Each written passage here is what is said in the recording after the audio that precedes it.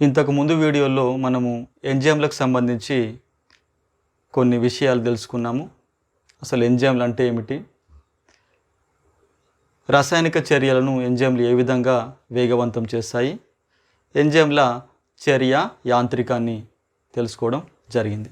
ఇక ఈరోజు ఈ వీడియోలో ఎంజైమ్ల క్రియాశీలతను ప్రభావితం చేసేటువంటి అంశాలేంటో తెలుసుకుందాము. పరిస్థితుల్లో కలిగే మార్పులు ఎంజైమ్ క్రియాశీలతను ప్రభావితం చేస్తాయి. ముఖ్యంగా 4 అంశాలు ఉన్నాయి. అవి: 1 ఉష్ణోగ్రత,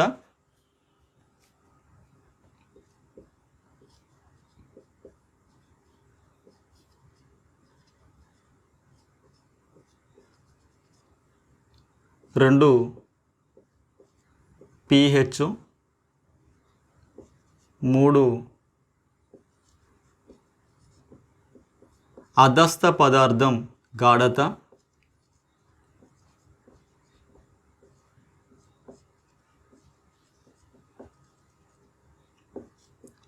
4 ఎంజైమ్ నిరోధకాలు.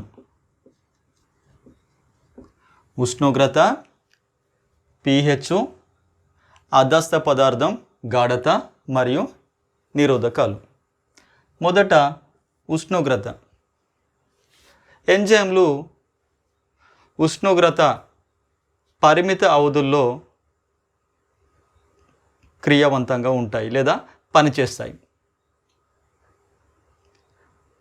ఏ ఉష్ణోగ్రత వద్దనైతే ఎంజైమ్ వేగము గరిష్టంగా ఉంటుందో ఆ ఉష్ణోగ్రతను యుక్తతమ ఉష్ణోగ్రత అని అంటాము. ఈ ఉష్ణోగ్రత యుక్తతమ విలువ కంటే తగ్గిన లేదా పెరిగిన ఎంజైమ్ యొక్క క్రియాశీలత అనేది తగ్గుతుంది. సాధారణంగా ఎంజైమ్లు 25 నుండి 35 డిగ్రీల సెంటీగ్రేడ్ ఉష్ణోగ్రత వద్ద చాలా క్రియావంతంగా అంటే ఎక్కువ వేగంతో పనిచేస్తాయి.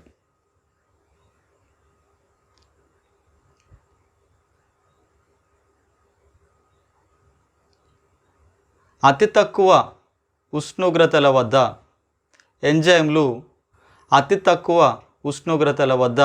ఎంజైమ్లు పనిచేయవు. వాటి యొక్క వేగం అనేది చాలా తక్కువగా ఉంటుంది. ఇక అధిక ఉష్ణోగ్రతల వద్ద ఎంజైమ్ల యొక్క రసాయనిక నిర్మాణము, వాటి యొక్క ఆకారము మారుతుంది. అంటే అవి విస్వభావీకరణ చెందుతాయి, అవి పాడైపోతాయి. కాబట్టి అధిక ఉష్ణోగ్రతల వద్ద ఎంజైమ్లు విస్వభావీకరణం చెందడం వల్ల ఎంజైమ్లు శాశ్వతంగా చెడిపోతాయి. వాటి యొక్క క్రియాశీల శక్తిని అవి కోల్పోతాయి. ఒక గ్రాఫ్ ద్వారా ఈ ఎంజైమ్ యొక్క చర్య వేగంపై లేదా వాటి యొక్క క్రియాశీలతపై ఉష్ణోగ్రత ఎటువంటి ప్రభావం చూపిస్తుందో ఒకసారి చూద్దాం.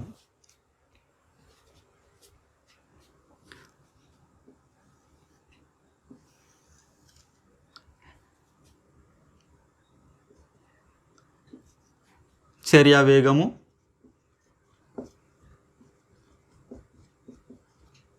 లేదా క్రియాశీలత, ఉష్ణోగ్రత.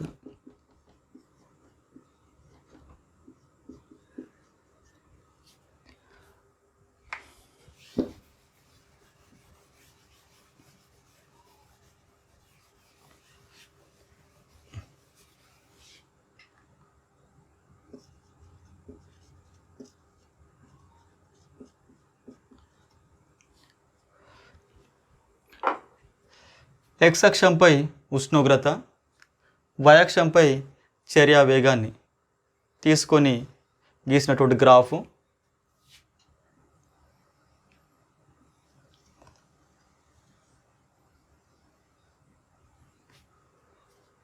ఈ విధంగా ఉంటుంది. ఏ ఉష్ణోగ్రత వద్దనైతే ఎంజైమ్ చర్య వేగము గరిష్టంగా ఉంటుందో ఆ ఉష్ణోగ్రతను యుక్తతమ ఉష్ణోగ్రత, యుక్తతమ ఉష్ణోగ్రత అని అంటాము. ఇంతకుముందు చెప్పినట్టుగా ఎంజైమ్ సాధారణంగా 25 నుండి 35 డిగ్రీల సెంటీగ్రేడ్ ఉష్ణోగ్రతల వద్ద చాలా వేగంగా పనిచేస్తాయి. ఇక 35 డిగ్రీలు లేదా 40 డిగ్రీల తరువాత ఎంజైమ్ల యొక్క చర్య వేగం అనేది ఒక్కసారిగా తగ్గిపోతుంది. కారణము ఎంజైమ్ అనేది విస్వభావీకరణ చెందుతుంది, ఎంజైమ్ అనేది పాడైపోతుంది. ఇక అతి తక్కువ ఉష్ణోగ్రతల వద్ద ఎంజైమ్లు చాలా నెమ్మదిగా పనిచేస్తాయి లేదా వాటి యొక్క చర్య వేగం అనేది చాలా తక్కువగా ఉంటుంది. ఎంజైమ్ క్రియాశీలతను ప్రభావితం చేసే మరొక అంశము pH. ఎంజైమ్లు pH పరిమిత అవధుల్లో పనిచేస్తాయి. సాధారణంగా అత్యధిక ఎంజైమ్లు తటస్థ pH వద్ద క్రియాశీలకంగా ఉంటాయి. అంటే తటస్థ pH అంటే pH 7 వద్ద. సుమారుగా ఇవి 6 నుండి 8, 6 to 8 pH వద్ద క్రియాశీలకంగా ఉంటాయి. అయితే కొన్ని ఎంజైమ్లు ఆమ్ల pH లోపల, మరికొన్ని ఎంజైమ్లు క్షార pHలో మాత్రమే క్రియాశీలకంగా పనిచేస్తాయి. ఉదాహరణ జీర్ణ ఎంజైమ్ అయినటువంటి పెప్సిన్ ఇది pH 2 వద్ద. మరొక జీర్ణ ఎంజైము ట్రిప్సిన్ ఇది 8.5 అంటే క్షార pH వద్ద క్రియాశీలకంగా పనిచేస్తుంది. ఒక గ్రాఫ్ ద్వారా చూద్దాము.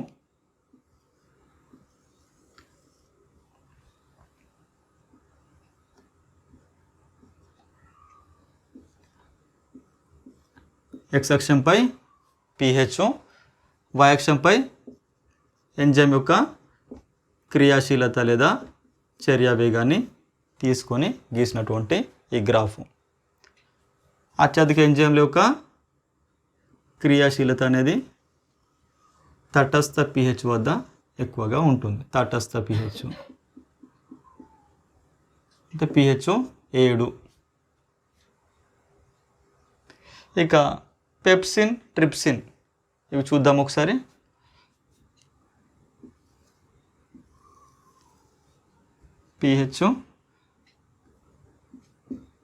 pH విలువలు 1, 2, 3, 4, 5, 6,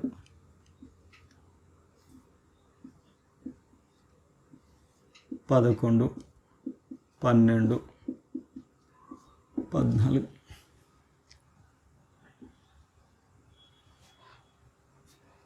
పెప్సిన్ ఇది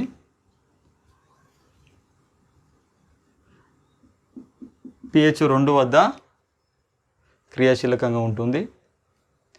ఇక ట్రిప్సిన్ ఇది pH 8 లేదా 8.5 ఇక్కడ క్రియాశీలకంగా ఉంటుంది.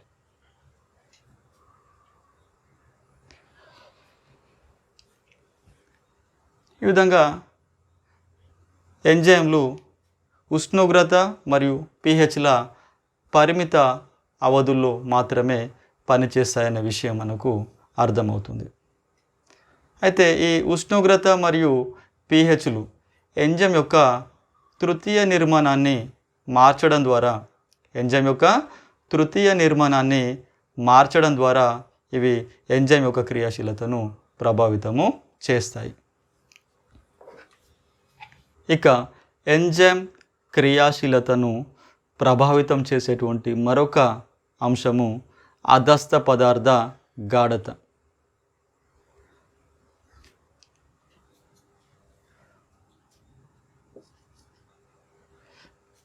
అధస్థ పదార్థ గాఢత పెరిగినట్లయితే మొదట ఎంజైమ్ యొక్క చర్య వేగం అనేది పెరుగుతుంది.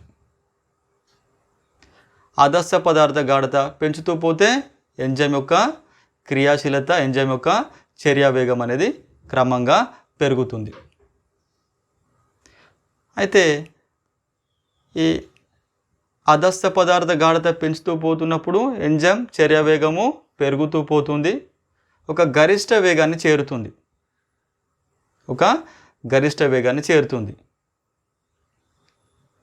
దీన్ని విమాక్స్ అని అంటాం. విమాక్స్. అదస్య పదార్థ గాఢత క్రమంగా పెంచుతూ పోయినట్లయితే ఎంజైమ్ యొక్క చర్యా వేగము గరిష్టమవుతుంది. ఆ గరిష్ట వేగాన్ని ఏమంటున్నాం? ఎంజైమ్ యొక్క ఆ గరిష్ట వేగాన్ని విమాక్స్ అని అంటున్నాము. ఈ విమాక్స్ని చేరిన తర్వాత అదస్య పదార్థం గాఢత పెంచినప్పటికీ కూడా ఎంజైమ్ యొక్క చర్య వేగం అనేది పెరగదు, లేదా ఎంజైమ్ యొక్క చర్యా వేగంలో ఎటువంటి మార్పు అనేది ఉండదు. అంతకంటే ఎంజైమ్ యొక్క చర్యా వేగం ఇక పెరగదు. ఓకేనా? ఆ గరిష్ట వేగాన్ని ఏమంటున్నాము? విమాక్స్ అని పిలుస్తున్నాము. ఎంజైమ్ యొక్క వేగము విమాక్స్ని చేరినప్పుడు ఆ ఎంజైమ్లో ఉన్నటువంటి క్రియాశీల స్థానాలు అన్నీ కూడా అదస్య పదార్థం అణువులతో సంతృప్తం అవుతాయి. ఇక అదనపు అదస్య పదార్థం అణువులతో బంధితం అవ్వడానికి ఇక స్వేచ్ఛా ఎంజైమ్ అణువులు అనేటివి మిగిలి ఉండవు, లేదా అందుబాటులో ఉండవు. కాబట్టి వేగం అనేది అంతకంటే ఎక్కువ పెరగదు.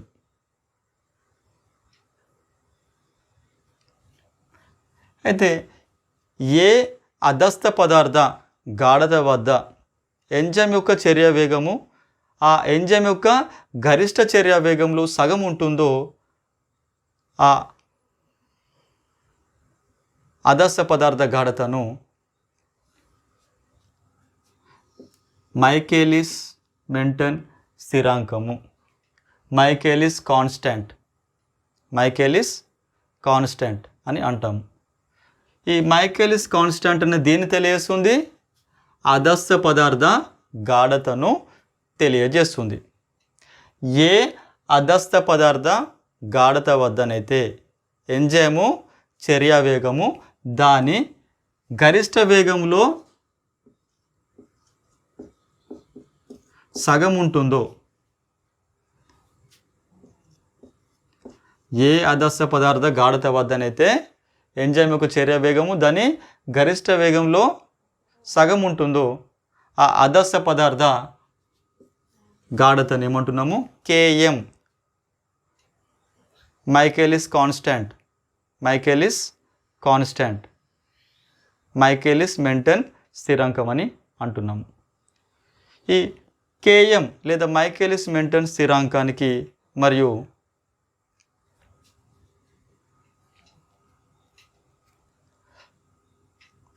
ఈ కేఎం విలువ అనేది అదస్య పదార్థానికి మరియు ఎంజైమ్కు ఉన్నటువంటి బంధుత సామర్థ్యాన్ని తెలిపేటువంటి అంశము. కేఎం అనేది అదస్య పదార్థానికి మరియు దానికి సంబంధించిన ఎంజైమ్కు మధ్య ఉండేటువంటి బంధుత సామర్థ్యాన్ని, ఎఫినిటీని తెలిపేటువంటి అంశము. ఇది ఒక విలోమ విలువ. అంటే కేఎం విలువ ఎంత తక్కువగా ఉంటే అదస్య పదార్థానికి మరియు దానికి సంబంధించిన ఎంజైమ్కు మధ్య బంధుత సామర్థ్యము, ఆకర్షణ అనేది, ఎఫినిటీ అనేది చాలా ఎక్కువగా ఉంటుంది. కేఎం ఎక్కువ అంటే బంధుత సామర్థ్యము అనేది తక్కువగా ఉంటుంది అని అర్థం. ఇక ఎంజైమ్ క్రియాశీలతను ప్రభావితం చేసేటువంటి చివరి అంశము, మనం చెప్పుకోబోయే చివరి అంశము ఎంజైము నిరోధకాలు. ఎంజైమ్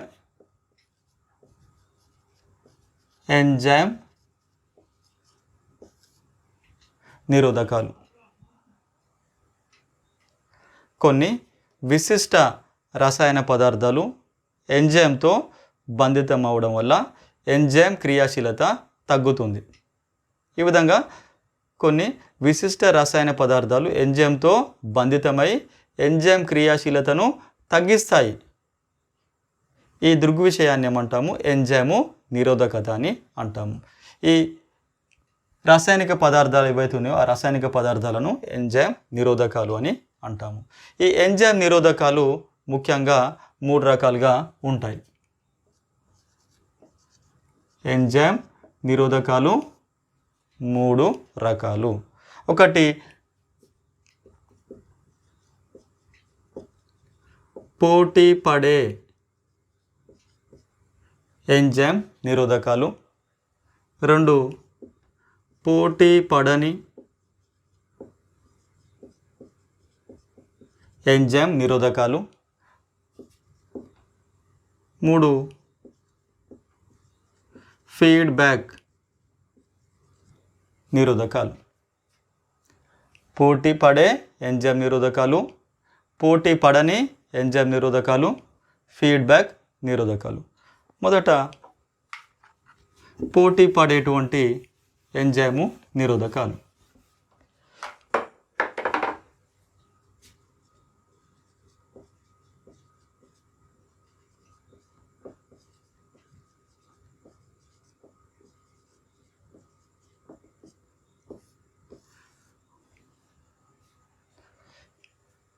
పోటీ పడే ఎంజైమ్ నిరోధకాలు వాటి అణు నిర్మాణంలో పోటీ పడే ఎంజైమ్ నిరోధకాలు వాటి అణు నిర్మాణంలో అదస్థ పదార్థం యొక్క నిర్మాణాన్ని దగ్గరగా పోలి ఉంటాయి.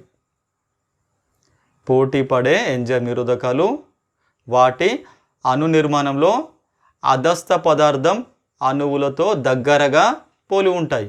అంటే అదస్థ పదార్థం అణువుల యొక్క నిర్మాణము మరియు పోటీ పడేటువంటి నిరోధకాల యొక్క నిర్మాణం దాదాపుగా ఒకే విధంగా అంటే పోలిక కలిగి ఉంటుంది. మరియు ఈ పోటీ పడే నిరోధకాలు ఎంజైమ్ యొక్క క్రియాశీల స్థానాల కొరకు అదస్థ పదార్థం అణువులతో పోటీ పడతాయి. ఫలితంగా ఈ పోటీ పడే నిరోధకాలు ఈ ఎంజైమ్లోని అదస్థ పదార్థ బంధిత స్థానాలకు అంటుకుంటాయి. కాబట్టి అదస్థ పదార్థము ఈ ఎంజైమ్ యొక్క క్రియాశీల స్థానంతో బంధితము అవ్వలేదు. కాబట్టి ఎంజైమ్ చర్య అనేది నిరోధించబడుతుంది. అది ఏ విధంగానో ఒక్కసారి చూద్దాము. ఇది ఎంజైమ్ అనుకుందాము. ఎంజైము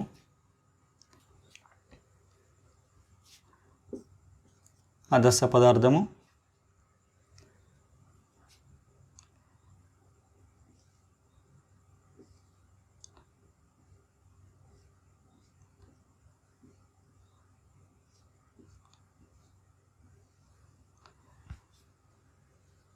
ఇది అదస్థ పదార్థాన్ని పోలినటువంటి వేరొక పదార్థము లేదా రసాయనము.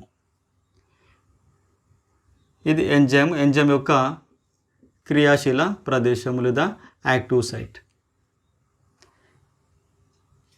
పోటీ పడే ఎంజైమ్ నిరోధకతలో ఇన్హిబిటర్ లేదా నిరోధకము మరియు అదస్థ పదార్థము రెండు కూడా అణు నిర్మాణంలో దగ్గర పోలిక కలిగి ఉంటాయి.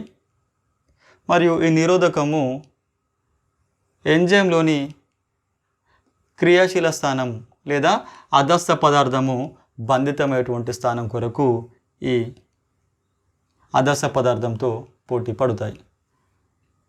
ఫలితంగా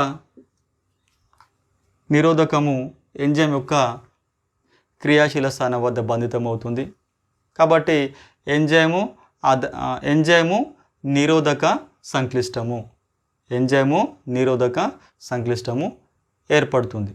కాబట్టి ఈ అదస్థ పదార్థము ఇక ఎంజైమ్తో బంధితము కాలేదు. కాబట్టి ఎంజైమ్ చర్య అనేది నిరోధించబడుతుంది.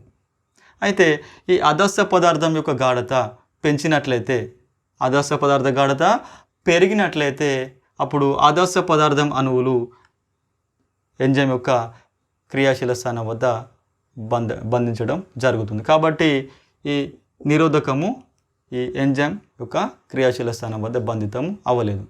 ఓకే, మనం ఇక్కడ గుర్తుపెట్టుకోవాల్సిన అంశం ఏంటంటే, ఇక్కడ మనము గుర్తుంచుకోవాల్సిన అంశం ఏంటంటే, పోటీ పడే ఎంజైమ్ నిరోధకతలో అదస్త పదార్థం యొక్క గాఢత పెంచినట్లయితే పోటీ పడే నిరోధకత తగ్గుతుంది. ఒక ఎగ్జాంపుల్ ద్వారా చూద్దాము.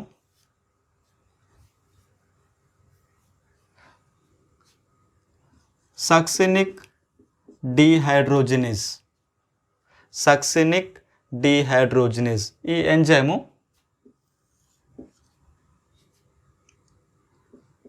సక్సినేట్ అను అదస్త పదార్థాన్ని ఫ్యూమరేట్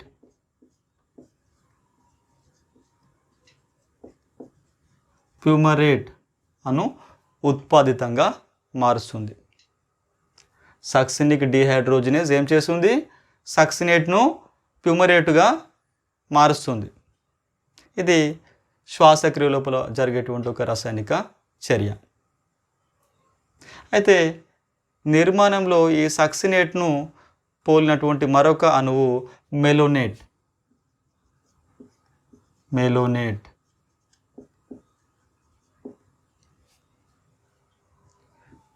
ఇది ఏంటిది? నిర్మాణంలో సక్సినేట్ను పోలి ఉంటుంది. ఇది ఈ సక్సినేట్ డీహైడ్రోజినేజ్ లేదా సక్సినిక్ డీహైడ్రోజినేజ్ ఎంజైమ్తో క్రియాశీల స్థానం వద్ద బంధితం అవుతుంది. కాబట్టి ఈ సక్సినేట్ అనేది సక్సినిక్ డీహైడ్రోజినేజ్ ఎంజైమ్తో బంధితము అవ్వలేదు. కాబట్టి ఇక్కడ ఉత్పాదితము ఏర్పడదు. ఈ విధంగా ఎంజైమ్ చర్య అనేది నిరోధించబడుతుంది. ఒకవేళ ఇక్కడ సక్సినేట్ యొక్క గాఢత పెంచితే ఏమవుతుంది? అప్పుడు సక్సినేటు ఈ ఎంజైమ్తో సక్సినేట్ బంధితం అవుతుంది. అప్పుడు ఉత్పాదితం అనేది ఏర్పడుతుంది.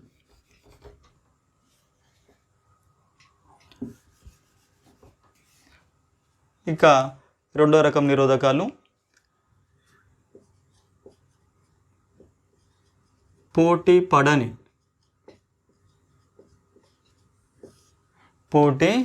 పడని ఎంజైము నిరోధకాలు. ఇవి అణు నిర్మాణంలో అదస్త పదార్థాన్ని పోలి ఉండవు. ఇవి ఎంజైమ్ యొక్క క్రియాశీల స్థానం వద్ద కాకుండా వేరే ప్రాంతం లోపల, వేరే స్థలం లోపల బంధితం అవుతాయి. ఎంజైమ్ యొక్క క్రియాశీల స్థానం వద్ద కాకుండా ఎంజైమ్లోని వేరే ప్రదేశం వద్ద బంధితము అవుతాయి.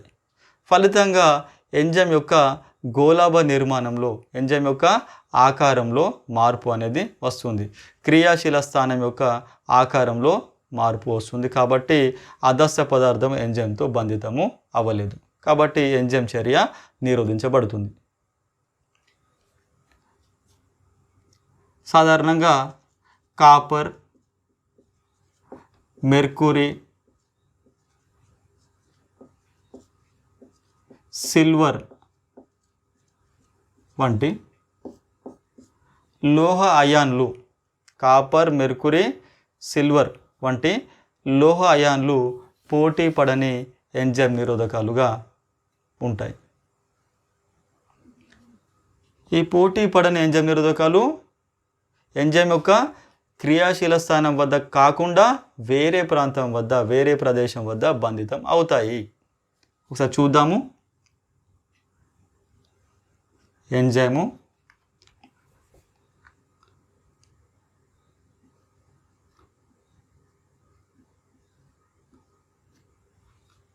ఇది ఎంజైమ్ అనుకుందాము. ఇది పోటీ పడని నిరోధకము.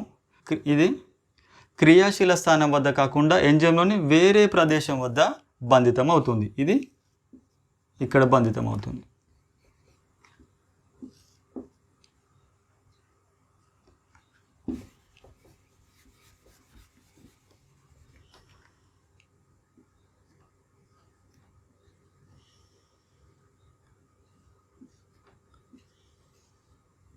ఫలితంగా ఎంజైమ్ యొక్క ఆకారంలో, అదేవిధంగా క్రియాశీల ప్రదేశం యొక్క ఆకారంలో మార్పు వస్తుంది.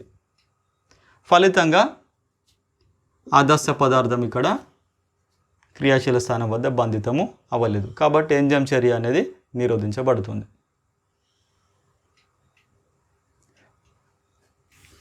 ఇక ఎంజైమ్ నిరోధకాల్లో చివరిది ఫీడ్బ్యాక్ నిరోధకాలు. జీవక్రియ పథంలో రాసాయనిక చర్యలు గొలుసుకట్టుగా జరుగుతాయి.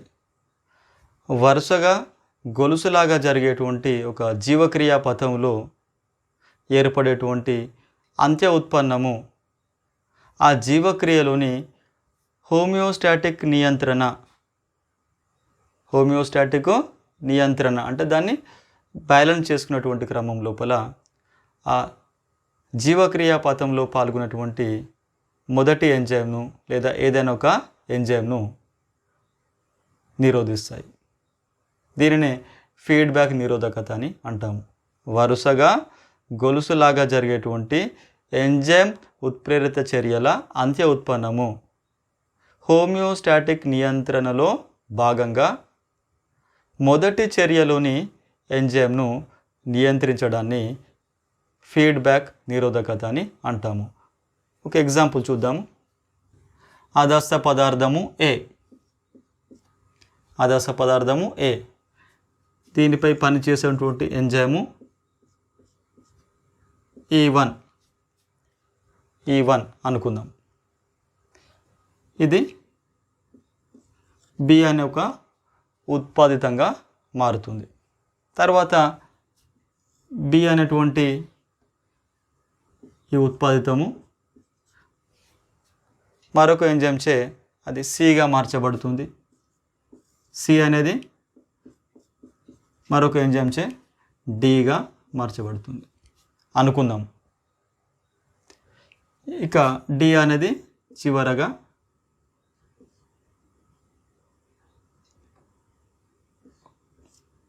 ఫైనల్ ప్రోడక్ట్ లేదా ఎఫ్గా మార్చబడింది అనుకుందాము. ఈ చర్యలో పాల్గొనే ఎంజైము E4 అనుకుందాం. ఈ జీవక్రియ పథంలో ఈ ఎంజైమ్ ఉత్ప్రేరిత చర్యల ఈ జీవక్రియ పథంలో ఏర్పడేటువంటి చివరి ఉత్పాదితము ఇది